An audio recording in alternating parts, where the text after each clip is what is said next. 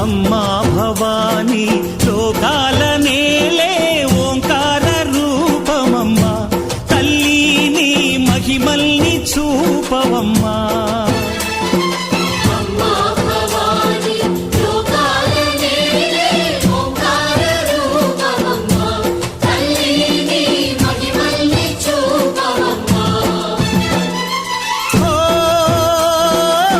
సృష్టికే దీపమా, శక్తికే మూలమా, సింహరథమే నీదమ్మా. అమ్మ దుర్గమ్మ భక్తులను దీవించుమా.